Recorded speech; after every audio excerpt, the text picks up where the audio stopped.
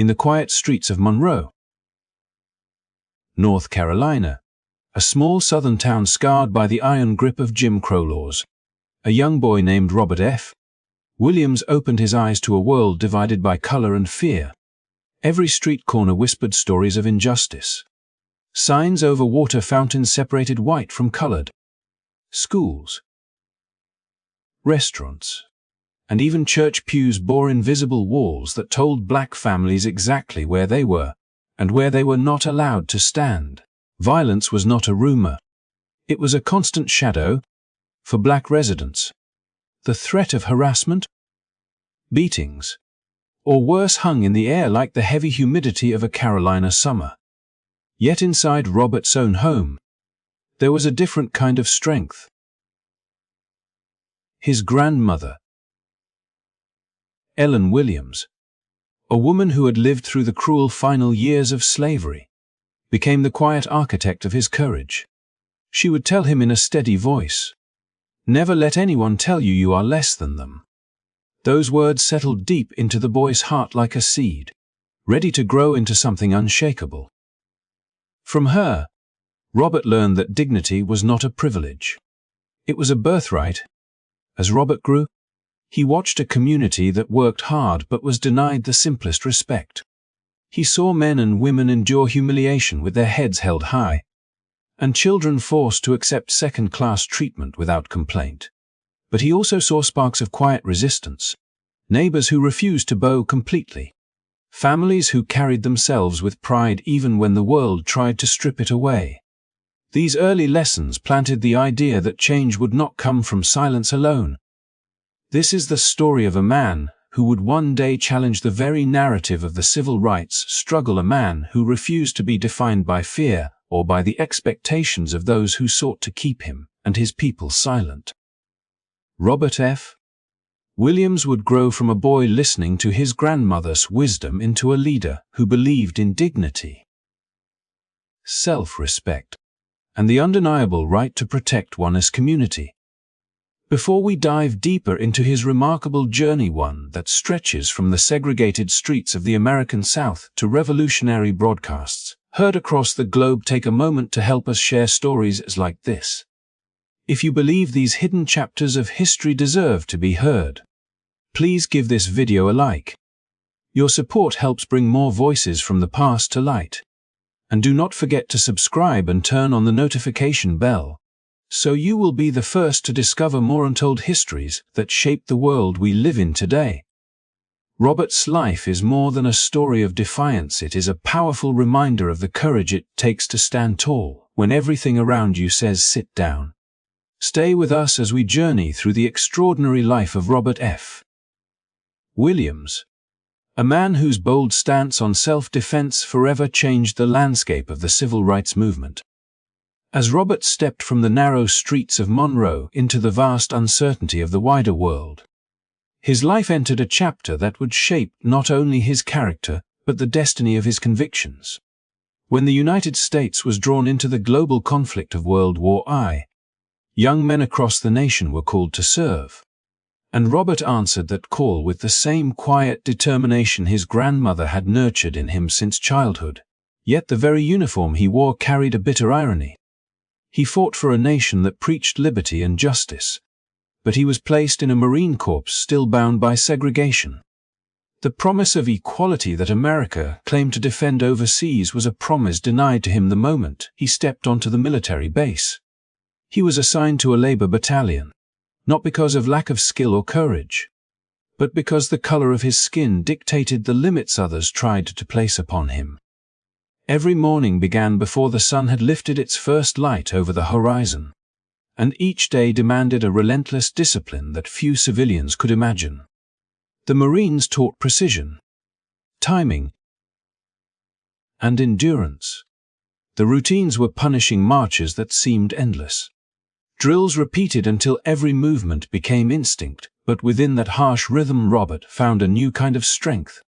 The Marine Corps gave him something the segregated society at home had tried to deny, a sense of agency over his own body and mind.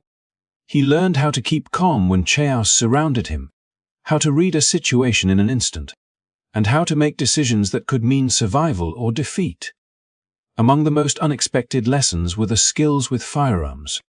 In an institution that refused to see him as an equal, he nevertheless mastered the careful science of marksmanship. Handling a rifle became not just an exercise in following orders but a discipline that demanded focus and responsibility. He came to understand the power of a weapon not as a tool of aggression, but as an instrument of protection and control. With each practice round, each carefully aimed shot, he felt a growing awareness of what it meant to be prepared, not merely to react. But even as Robert learned these lessons, the contradictions of his service burned like a quiet fire inside him.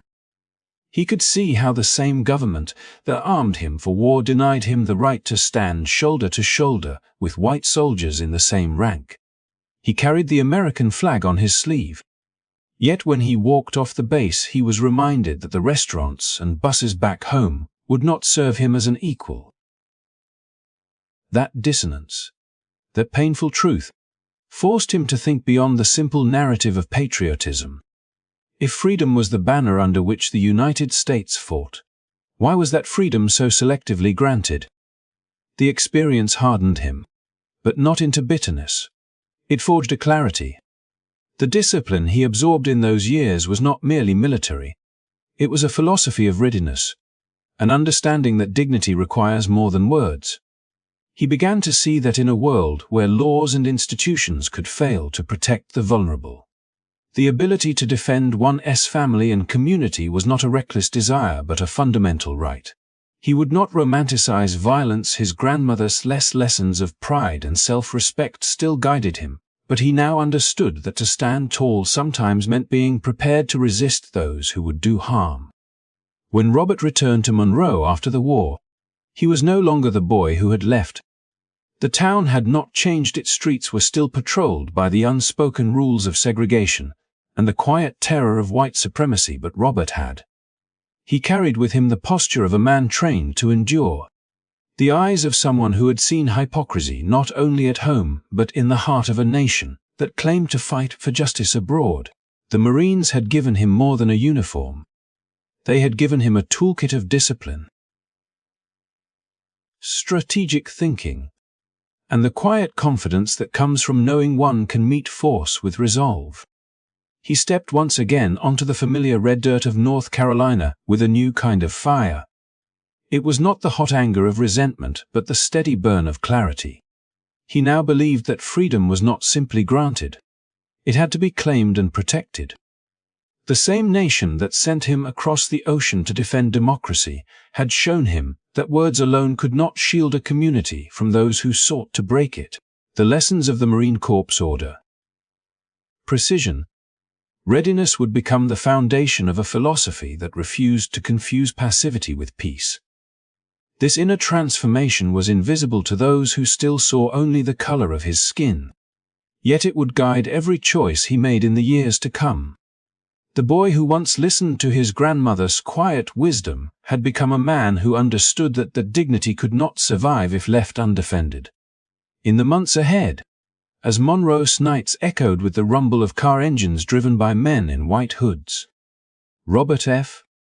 Williams would draw upon the very skills and discipline the Marines had unwillingly gifted him. The training he received in a segregated military would not fade into memory. It would become the unshakable backbone of his belief that self-respect and the right to protect one's community are inseparable. Through the crucible of war and the contradiction of serving a nation that denied his humanity, Robert found not despair, but the blueprint for a new kind of resistance, one that would soon challenge the civil rights movement itself to rethink what it meant to fight for justice.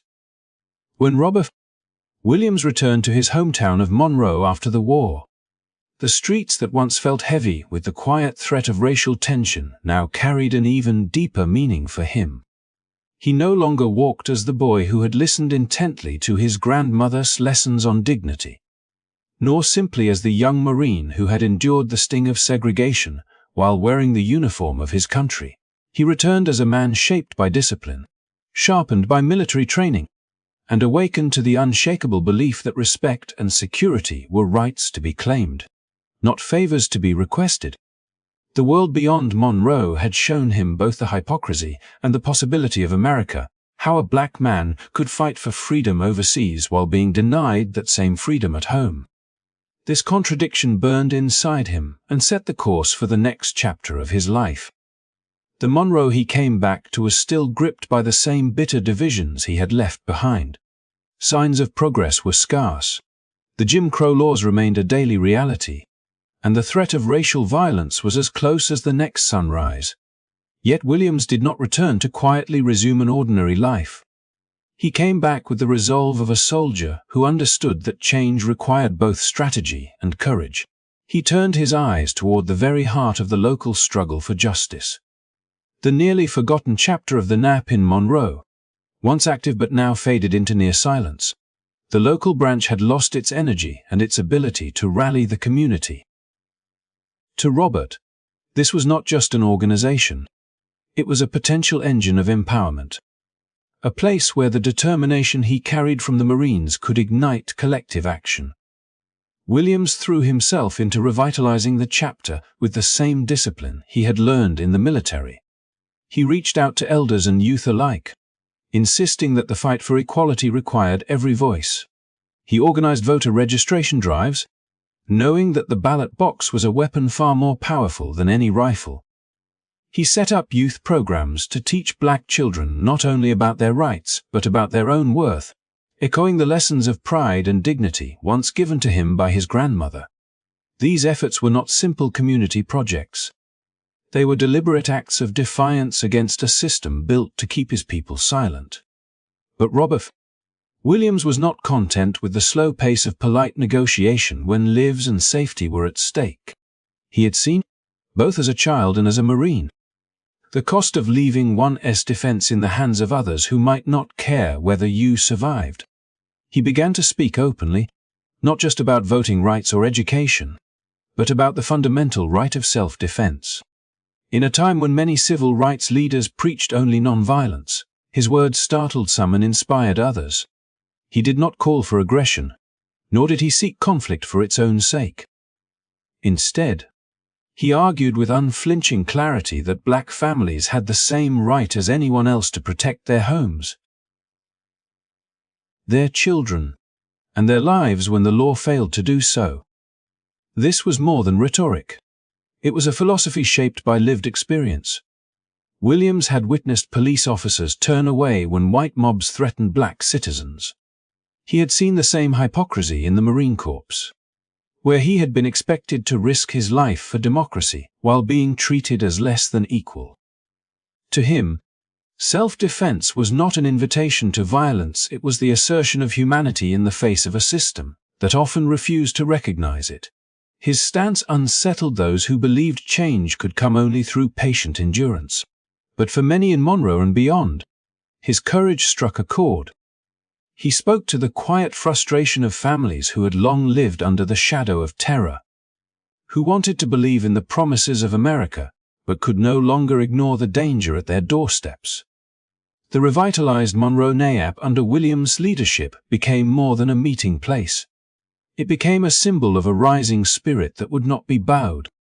The voter drives gave the community a voice where it had been silenced. The youth programs nurtured a generation no longer willing to accept the chains of second-class citizenship. And his unwavering belief in the right to defend one's home planted seeds that would later influence movements far beyond North Carolina, challenging the nation to consider that dignity and safety were inseparable. Robert F. Williams stood at the intersection of two powerful traditions: the deep moral force of the civil rights movement and the uncompromising resolve of those who refused to be victims. By linking the patient work of community building with the firm declaration that self-protection was a basic human right, he reshaped the conversation about what freedom truly demanded. In the quiet streets of Monroe, the young boy who once listened to his grandmother's counsel had become a man whose voice carried far beyond his hometown, a man whose vision of justice demanded both courage and action, and whose example would echo in the coming storms of America's struggle for civil rights. The more Robert F. Williams poured his energy into rebuilding Monroe's NAP, the more fiercely the forces of hate tried to push back. For every voter registration meeting he organized and every youth program he launched, there seemed to be a new threat from those determined to keep black citizens in fear. The Ku Klux Klan, long a shadowy presence in the South, was not merely whispering intimidation in the night, it was staging open shows of force. Caravans of hooded men in pickup trucks prowled black neighborhoods after sunset, their headlights cutting cruel lines across the darkness, their shouts and gunfire reminding everyone that terror was still the preferred weapon of white supremacy.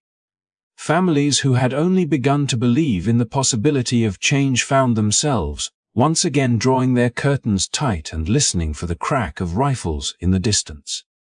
Williams had not returned from war to surrender his community to fear. He knew what armed men could do because he had been one of them. He had learned discipline in the Marine Corps, where every movement, every decision under pressure, meant the difference between life and death. Now he watched as the police, who should have been the guardians of safety, looked the other way or quietly sympathized with the men in white robes. He recognized a truth that few wanted to speak aloud. The law could not be relied upon when the law itself was complicit. If the black citizens of Monroe were to survive, they would have to take responsibility for their own protection. Drawing upon his military training and the quiet determination he had cultivated since childhood, Williams began to reach out to others who understood the burden and discipline of service. He called on the veterans men who had worn the uniform of the United States in the struggle against fascism, men who had carried weapons in defense of freedom abroad even as their own rights were denied at home. They were fathers and brothers, farmers and laborers, men who had returned from Europe or the Pacific with the same contradiction burning in their hearts.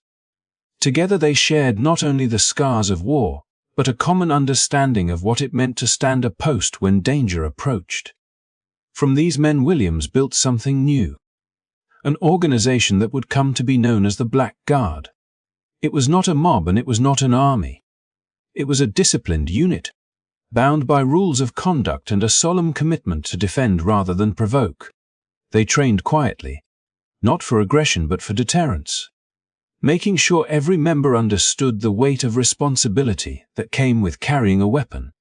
They kept their presence measured and their actions purposeful, for the aim was not to spark violence but to prevent it. Williams believed that the mere knowledge that the black community could and would defend itself would be enough to stop the night riders from their brazen displays of terror. The first nights after the Black Guard began its watch were filled with tension. The men took their positions under the cover of darkness, ears straining for the distant rumble of engines that had so often signaled danger. They stood alert but not reckless, knowing that their greatest weapon was not the trigger, but the certainty their readiness would convey. And soon the Klan discovered that the streets of Monroe were no longer unguarded. The familiar caravans slowed, then turned away, their bravado deflated when confronted with the reality that those they sought to intimidate would no longer stand defenseless. Word spread quickly. In neighborhoods where mothers had once hushed their children at the sound of trucks after dark, there was now a cautious sense of relief. The Black Guard's presence became more than a shield. It was a message that dignity did not mean submission, and that the right to live without fear belonged to every human being. The men never fired a shot in anger, and yet their resolve changed the balance of power. Where once terror had roamed unchecked, now there was accountability, a quiet but unmistakable warning that the community would no longer be easy prey. For Williams, the success of the Black Guard was not merely a tactical victory. It embodied the belief that self-respect required action as well as words.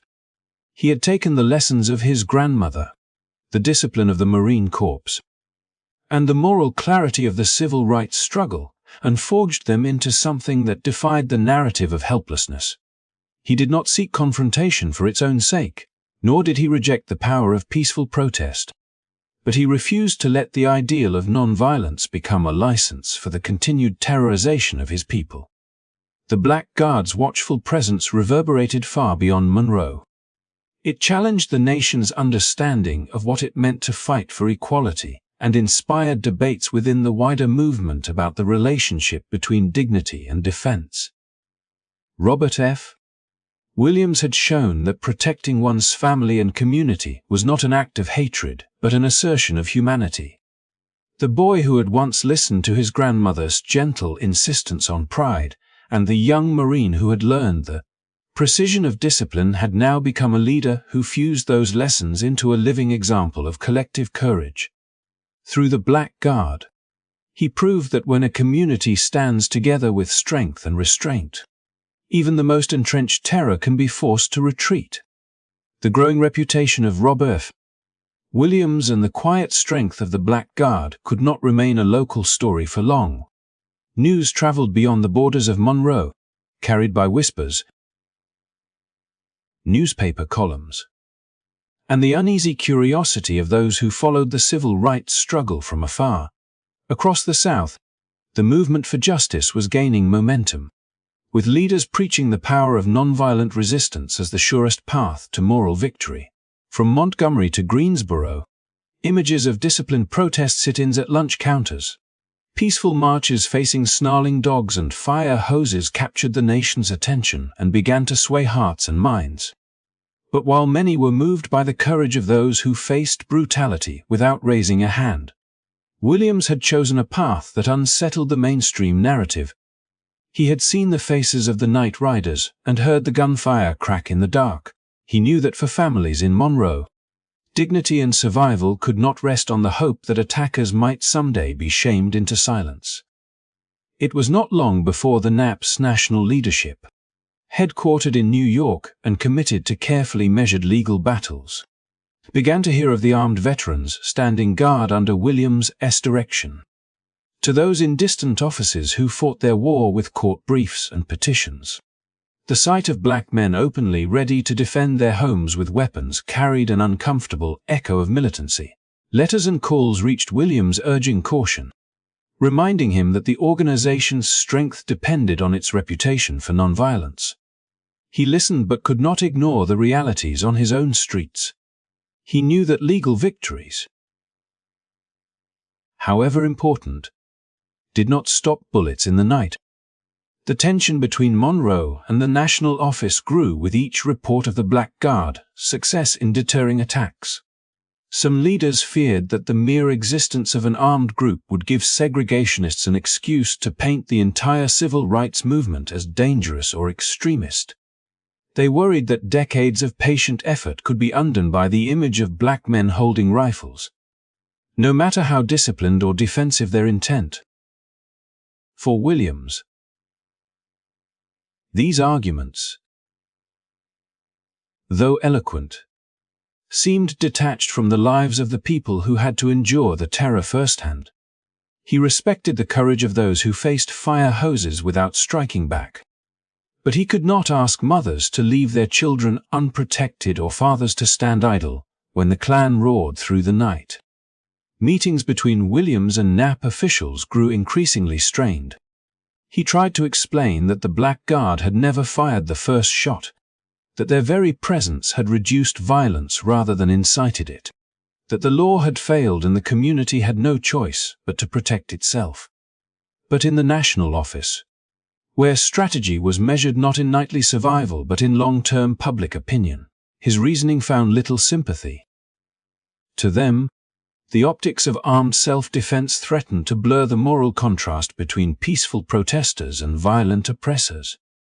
As the debate deepened, Williams felt the weight of a movement wrestling with its own identity.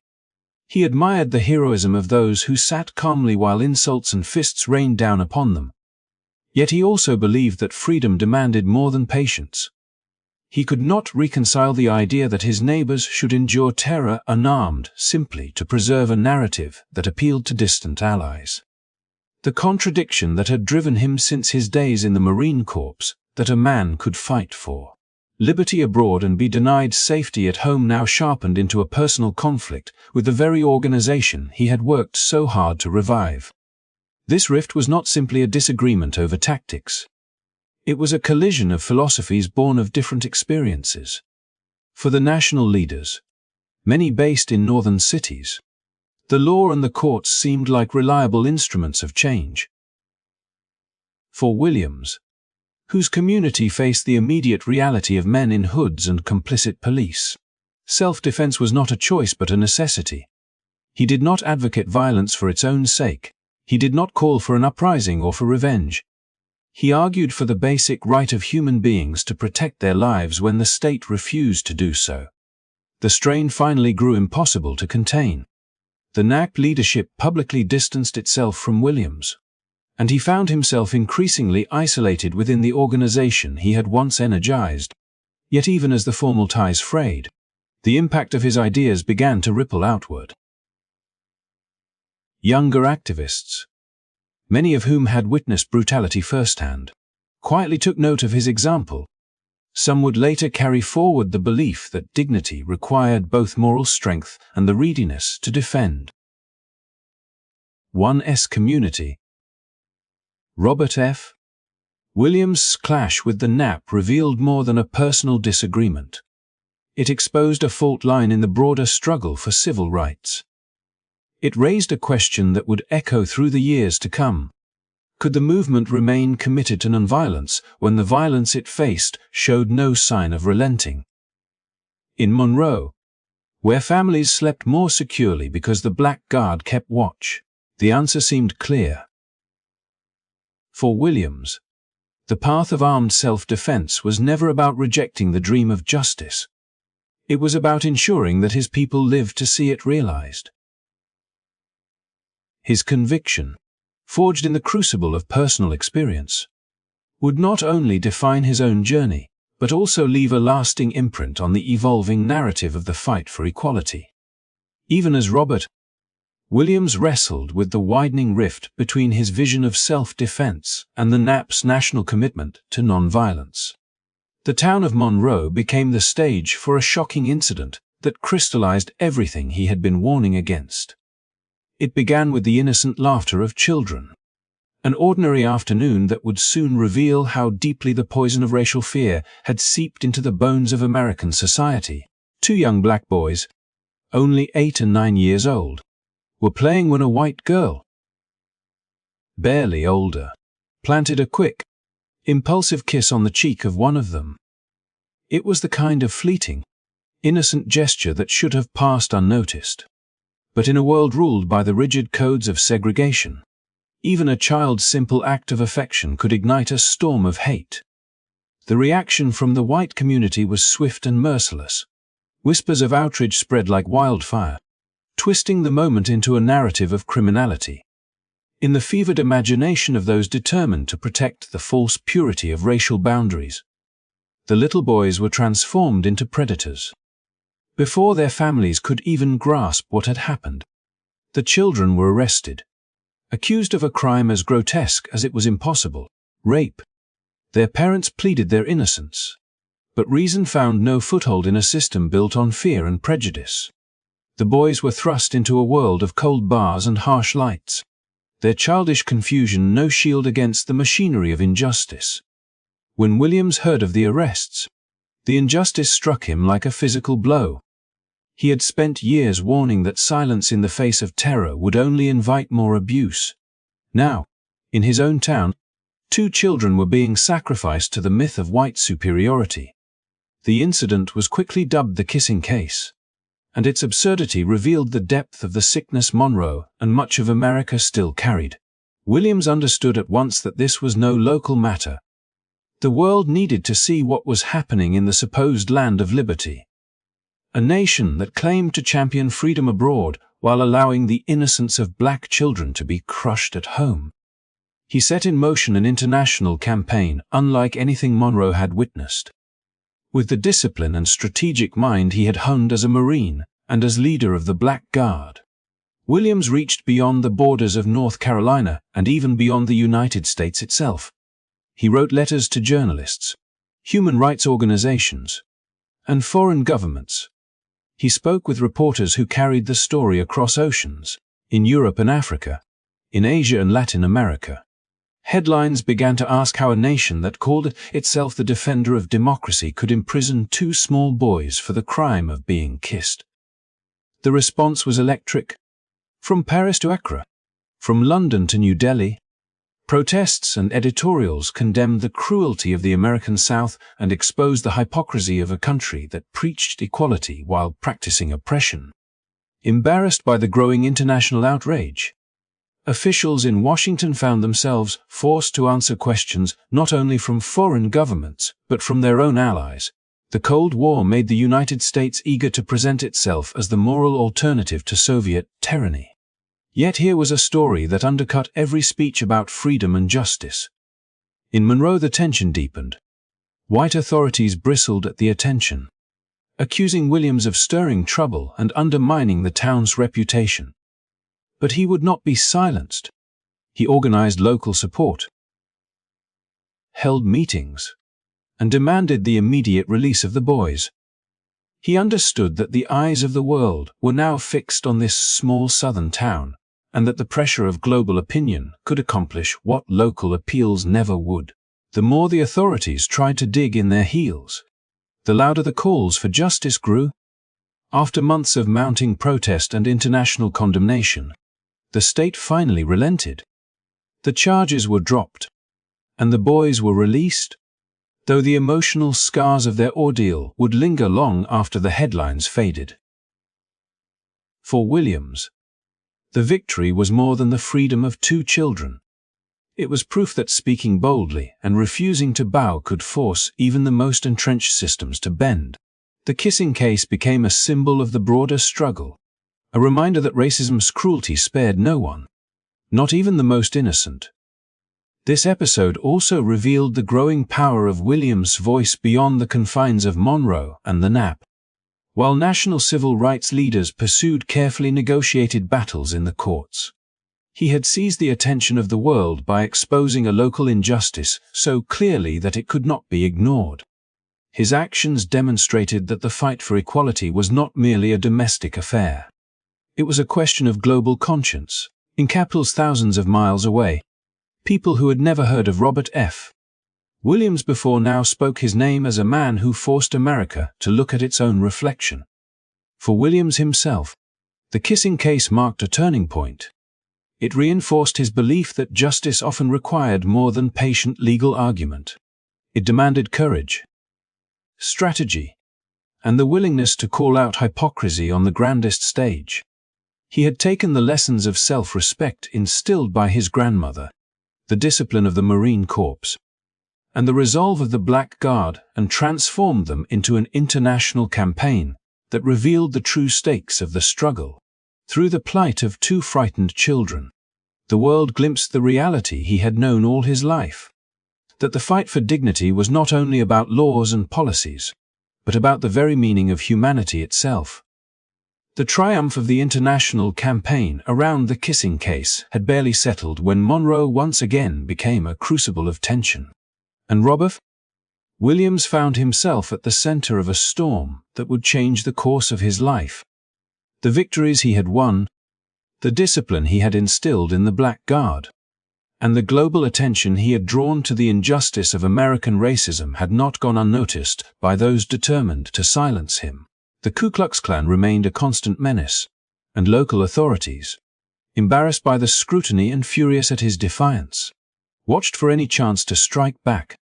By 1961, the town's fragile balance was unraveling. Protests and counter-protests grew more heated, and the thin veil between ordinary life and open confrontation tore a little more each day. One sweltering afternoon, as tempers flared and mobs gathered, a white couple accidentally drove into a black neighborhood at the height of the unrest. Confused and frightened, they found themselves surrounded by a crowd that had endured years of intimidation and now bristled with the tension of long-suppressed anger. The risk of violence was real. And Williams, who had spent years preaching the necessity of both dignity and self-protection, saw in an instant the danger of bloodshed. He moved quickly, urging the couple to come with him. He led them away from the growing chaos, not to harm them but to shield them. to prevent the very kind of tragedy that would only deepen the town's wounds. Inside his own home, he gave them shelter, offering calm and protection while the turmoil outside roared. He knew that even a single violent incident could ignite an inferno. The couple, shaken but unharmed, remained under his care until it was safe for them to leave. To Williams it was a simple act of humanity, a reflection of the same principle he had always defended, that every life, regardless of color, deserved safety and dignity. Yet in a climate where his name had become synonymous with defiance, and where authorities longed for an excuse to crush him, this very act of protection was twisted into something dark. Within hours, rumors hardened into accusation. Local officials, who had failed to rein in the Klan but had never ceased watching Williams, claimed that he had kidnapped the couple. The charge was as false as it was dangerous, a deliberate inversion of the truth. By sheltering the pair, he had done what the law should have done. Now the law itself turned against him. The weight of the accusation was heavy and unmistakable. He understood the pattern all too well. In a system that feared his influence and his message, a baseless charge could become a weapon sharper than any rifle. Williams quickly realized that the machinery of justice in Monroe would not protect him. The same courts that had threatened two innocent children over a kiss would not grant fairness to the man who had defied both the Klan and the polite caution of national civil rights leaders. Friends warned him that a trial would be a foregone conclusion, that a guilty verdict was all but guaranteed, and that the sentence could destroy him. He faced not only the possibility of prison, but the certainty that his silencing would send a chilling message to every black citizen who dared to stand tall. With the calm decisiveness that had marked his every major choice, Williams made a decision as bold as it was perilous. He left his home behind, first slipping quietly across the border into Canada, the familiar landscapes of North Carolina fading into the uncertainty of exile. From there he made his way to Cuba, a nation that had only recently undergone its own revolution, and that offered him both political refuge and the chance to continue his fight for justice beyond the reach of American courts. Cuba in 1961 was alive with the energy of transformation. For Williams, it became both a sanctuary and a new platform. He broadcast his voice over Radio Free Dixie, a program that reached into the United States, carrying a message of self-respect and resistance to black communities who listened in secret. From Havana he spoke not as a fugitive crushed by false charges, but as an international figure who refused to be silenced. His exile, though forced upon him, expanded his influence far beyond Monroe. Back home, the authorities painted him as a dangerous radical, a man who had fled justice. But for many who heard his words on shortwave radios late at night, Williams became something else. A symbol of courage in the face of relentless oppression. A reminder that dignity could not be confined by borders or broken by legal intimidation. He had turned a moment of persecution into a new chapter of activism, proving that the struggle for equality was larger than any one town or even any one country. The charge of kidnapping born from the simple act of protecting a frightened couple revealed again the profound contradictions of the American system. A man who had saved lives was branded a criminal, while those who terrorized his community remained untouched. In choosing exile, Williams carried with him the lessons of his grandmother's quiet insistence on pride, the discipline of the Marines, the defiance of the Black Guard, and the global voice he had found during the kissing case. Each step of his journey had prepared him for this moment when survival meant turning injustice into opportunity. Robert F. Williams did not abandon the fight when he crossed the waters to Cuba. He transformed it. What began as an attempt to silence him became the very force that carried his message to a broader world. His life now stood as a living testament to the belief that the struggle for freedom cannot be bound by the false accusations of those who fear it. In exile, he continued to remind those who listened that dignity is not a gift to be granted but a right to be claimed, and that the voice of justice, once awakened, cannot be exiled into silence. From the heart of Havana, Robert F. Williams found himself far from the pine-lined streets of Monroe, North Carolina, yet closer than ever to the mission that had defined his life. The humid Caribbean nights seemed to vibrate with possibility, and as the Cuban capital pulsed with revolutionary energy, Williams recognized a stage far larger than anything he had known back home.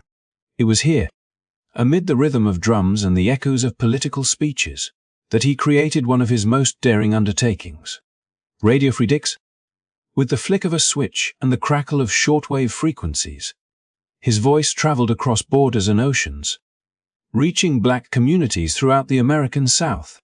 Each broadcast became a lifeline, offering not just news but an unflinching affirmation of dignity. He spoke of self-respect, of a people's right to stand tall, and of the power of collective action. It was not the rhetoric of rage but of steadfast resolve, a call for strength in the face of generations of oppression. Families huddled in kitchens and living rooms late at night, turning dials carefully to catch his signal, listening to jazz and freedom songs intertwined with his compelling commentary. For many, it was the first time they heard someone speak their own hidden thoughts out loud, giving voice to their quiet defiance. Williams understood that the fight for justice was not confined to marches and courtrooms. He knew that words, broadcast across invisible airwaves, could pierce walls of fear. Radio Free Dixie became more than a program. It was a bridge between those who yearned for equality and those willing to risk everything to achieve it. His messages resonated not just because they were bold, but because they were rooted in lived experience, the discipline learned in the Marine Corps, the battles waged in Monroe, the lessons forged in the shadow of the Klan. He urged his listeners to maintain dignity and readiness, to resist not with chaos but with courage, and to believe in their own power when society tried to deny it. The station's music selections: Miles Davis, Nina Simone. The deep blues of the Mississippi Delta were not merely entertainment. They were cultural affirmations that strengthened the spirit and underscored the story of a people who refused to be broken. During his years in Cuba, Williams also put pen to paper to create what would become his most enduring written legacy. Negroes with Guns? This was more than a book. It was a manifesto of responsibility and self-respect. He did not preach violence for its own sake. Instead, he laid out a sober argument that in the face of unrelenting racial terror, the right to self-defense was an extension of human dignity. His words challenged the mainstream civil rights movement's singular devotion to non-violence, offering an alternative vision that many would later draw upon. Young activists, from urban centers in the North to small rural communities, found in Williams as writing a blueprint for resilience. Years later, figures within the Black Power movement and the Black Panther Party would cite Negroes with Guns as a foundational text, proof that the struggle for freedom had many voices and many paths. In Havana, Williams also built unexpected alliances. He engaged with Cuban officials and international journalists, using his platform to highlight the hypocrisy of American democracy. At a time when the United States presented itself as a global beacon of freedom during the Cold War, Williams forced the world to confront the reality of segregation and racial violence. His broadcasts, carried across shortwave frequencies, became both an indictment and an invitation. An indictment of a nation that claimed liberty while denying basic rights to millions of its citizens, and an invitation for listeners to join a movement that demanded the fulfillment of America's own promises. Yet even as he thrived in exile, Williams never forgot his roots or the people of Monroe. Every broadcast carried a piece of home, and every line of his book was a testament to the community that had raised him.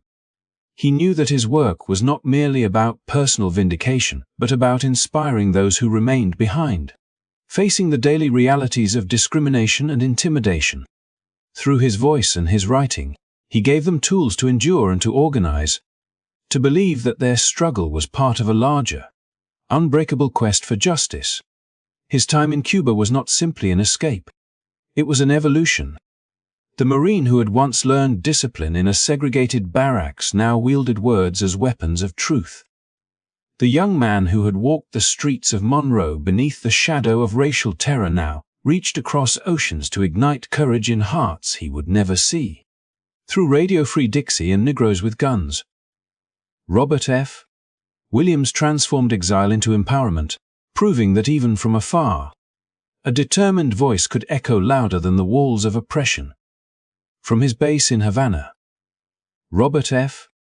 Williams quickly realized that his fight for dignity and equality was part of something far greater than the borders of the United States. The struggle he had known since childhood against the humiliations of segregation and the constant shadow of racial violence echoed in the voices of people across the world who were rising against colonial rule and demanding the right to self-determination. In the evenings, when the Cuban air carried the sound of distant music and the city's revolutionary energy pulsed through the streets, Williams sat with men whose names were already shaping history. Fidel Castro, charismatic and fiercely committed to defying the old imperial order, welcomed him as more than a guest.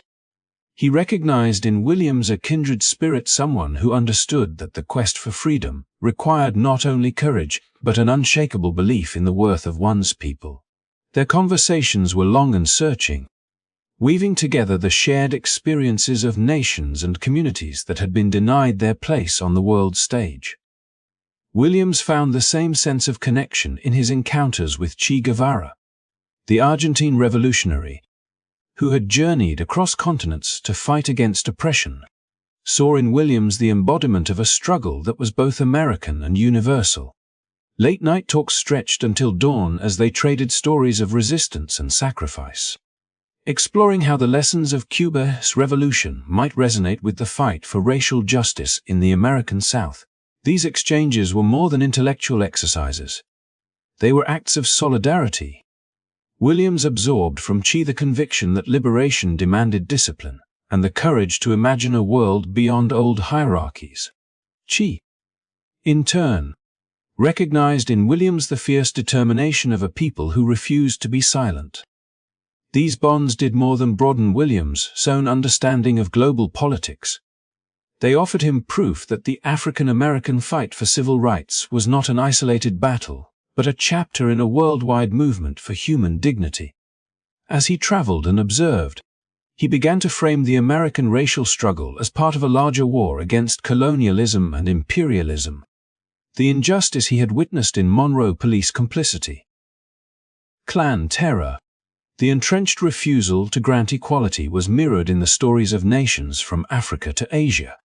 He began to see clearly that the yearning for freedom in places like Ghana, Algeria, and Vietnam spoke the same language as the hopes those marching in Montgomery or sitting in at Greensboro. In the mid-1960s, Williams' journey carried him even farther, to the People's Republic of China, where he met Mao Zedong and found another stage for dialogue. Mao's China, still defining itself in the wake of revolution, saw the African-American struggle as part of the great wave of decolonization sweeping the globe. In Beijing, Williams experienced a striking reversal of the invisibility he had known in his own country. Here he was greeted not as a fugitive but as an honored guest, a representative of a people engaged in a fight that resonated across continents. Discussions with Mao and Chinese officials underscored the idea that the movement for black freedom was inseparable from the worldwide effort to end exploitation and imperial domination. These encounters transformed Williams' perspective and, in turn, influenced a generation of activists back home. His relationships with Castro, Che, and Mao were not simply photo opportunities or political gestures. They were evidence of a shared belief that oppressed people everywhere could and must learn from each other's victories and sacrifices. For the young militants who would form the Black Panther Party, Williams became a bridge to the global anti-colonial movement. His writings, broadcasts, and personal stories of meeting revolutionary leaders offered a vision of black liberation that was at once rooted in the soil of the American South and connected to the tides of change sweeping through Africa, Asia, and Latin America. When the Panthers later carried the banner of Black Power into the streets of Oakland and beyond, they drew from the very ideas Williams had explored abroad, the conviction that the fight for justice required not only community programs and political education, but also an understanding of how imperial systems operated worldwide. The Panthers' insistence on linking the black freedom struggle to the battles of colonized peoples was, in no small part, a reflection of the path Williams had already walked. Even as he navigated life in exile, Williams remained deeply connected to the people of Monroe and to the larger African American community. He never lost sight of the fact that his own story of a boy raised in the harsh realities of segregation, a Marine who learned discipline in the midst of discrimination, a community leader who dared to defend his people, was now interwoven with the struggles of countless others across the globe. His alliances with leaders like Fidel Castro, Che Guevara, and Mao Zedong were not departures from his original mission but extensions of it, demonstrating that the quest for human dignity knows no borders. Through these friendships and the ideas they inspired, Robert F. Williams helped lay the intellectual and strategic foundation for a movement that would carry the banner of black liberation into a new era, proving that the fight for justice in one corner of the world can ignite the imagination of those struggling for freedom everywhere. Robert F. Williams eventually slipped back into the United States without fanfare, a man whose name had once stirred headlines and whose voice had traveled across oceans through the crackle of Radio Free Dixie. The return was not marked by the noise of protest or the glare of television cameras. Instead, it carried the quiet weight of a life that had reshaped the meaning of resistance. He came home older, tempered by years of exile, but not diminished in spirit. The young man who once stood in Monroe against the terror of the Klan had become a global thinker, a strategist whose experiences with revolutionaries from Havana to Beijing had sharpened his vision of freedom. Now, back on American soil, he turned that vision toward guiding others.